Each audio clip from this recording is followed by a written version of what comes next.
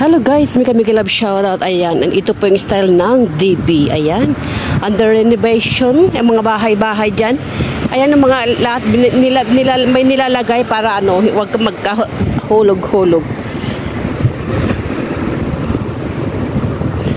So ayan guys, ang pinakamasaklap pinamakasaklap. Nakalimutan ko yung charger ko. Ang pinaka-importante yun pang nakalimutan ko. Kaya yan, lalabas ako at ako'y maghahanap.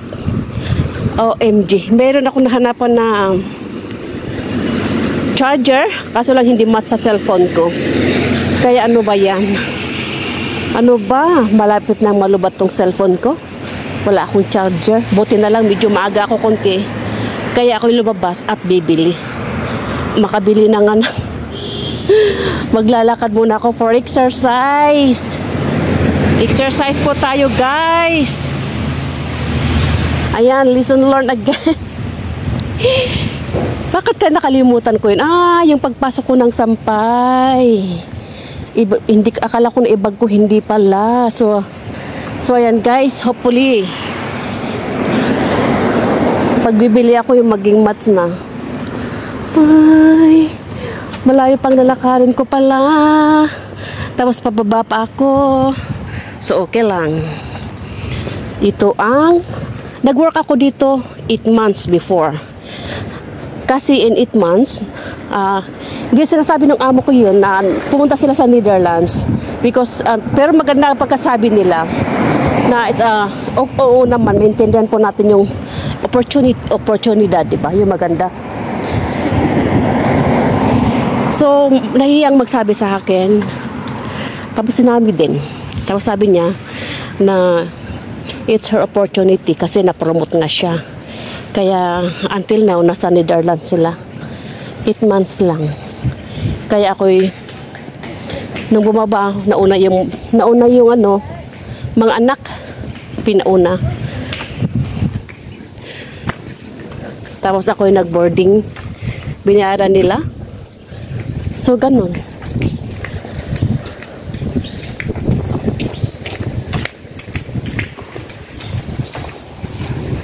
So, ayan po, malapit sa bundok. Lakaran ba buti dito hindi na mainit, mahangin na. Pag sa umaga dito mainit talaga. So, ilalakarin po natin yan. Samahan nyo ako sa paglalakad. Samahan nyo ako na bibili ng isang charger. Charger ulit. OMG, marami na akong charger sa puros nakakalimutan. OMG. So, lahat na ginagawa dito, nilalagyan ng mga support. Ang tawag dyan, Ay, lahat po nire-renovate po yan. Renovation po yan. Kaya nilalagyan ng mga net para hindi ma-aksidente yung nasa baba na naglalakad. So, yan guys, ito lang mga bahay dyan. Lahat pa dito pa lang renovation. Dito banda.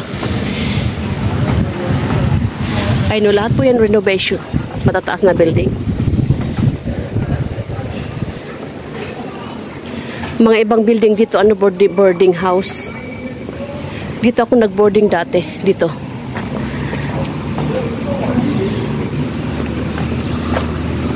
Ay, isa. Ito. Itong building na to, dito ako naka-boarding dati. No. Ganda lahat nire-renovate yan. Dito kagandahan sa bahay pag matagal na talagang obligado na pa-renovate nila. Mandato. And guys, tingnan mo lalakarin natin, Sakay kaya ako maghintay ako ng bus. Ayan. Ang lakas ng bagyo, tinumbay yung malaking puno. Ayan. Ayan. Basta lang house dito. So, and guys, sa pababa ulit ako. Naku, wala talaga. Maglalakad talaga ako hanggang sa baba. Ito yung Park Ridge Village. Maganda dito. Lalakarin mo. Kasi nung alaga ko dati dito, playdate. Yung playdate na sinasabi nila. Yung laro ng mga bata.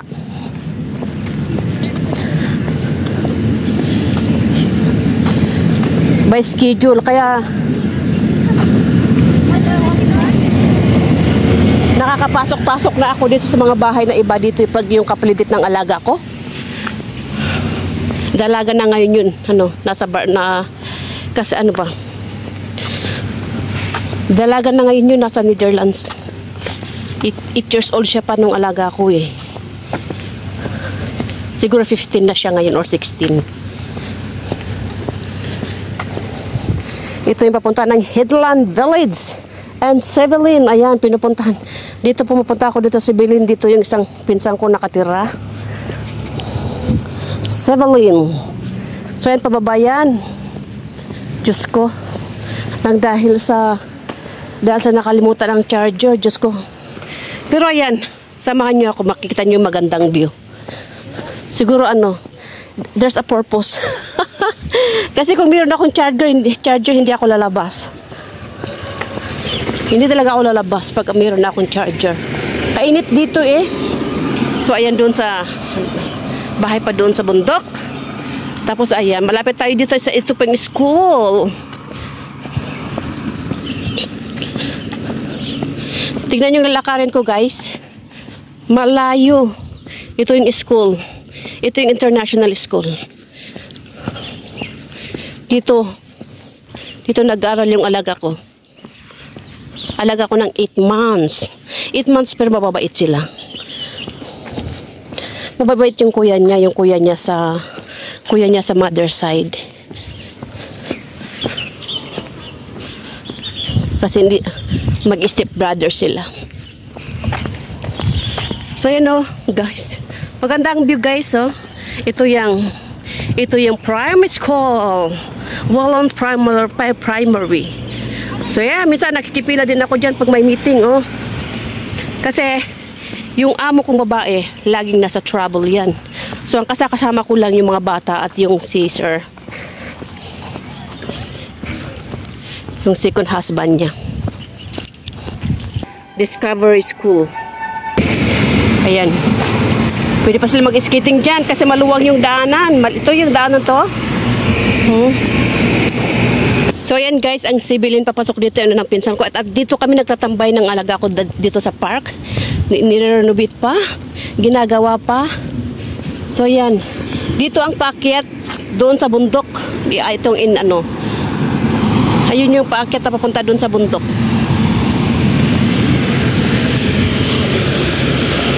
Ayan, lagi ako dito dati. Ang init.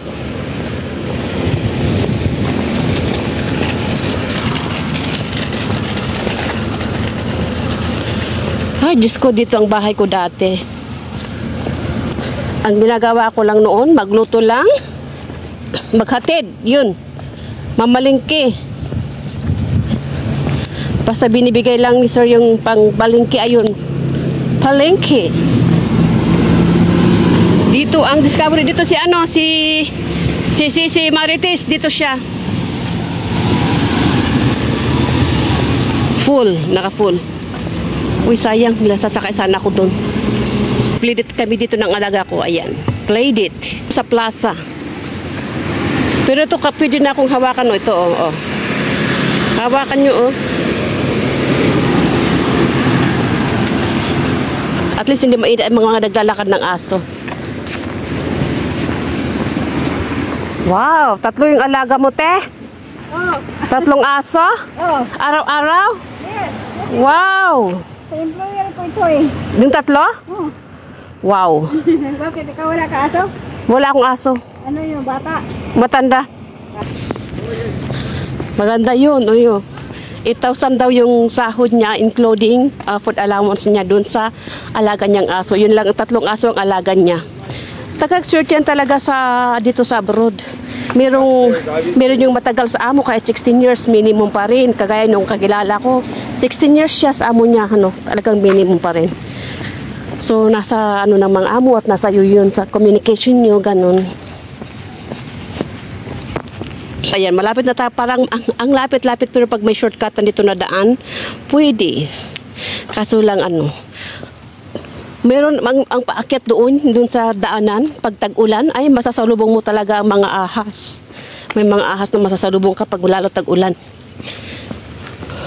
So, ayan. Ganda ng mga trees nila, oh. So, ayan guys, ayan, nasira ni tinumba ni Typhoon Saula. Malapit na tayo sa pupuntahan ko, malayo talaga. Sana. So, ayan guys.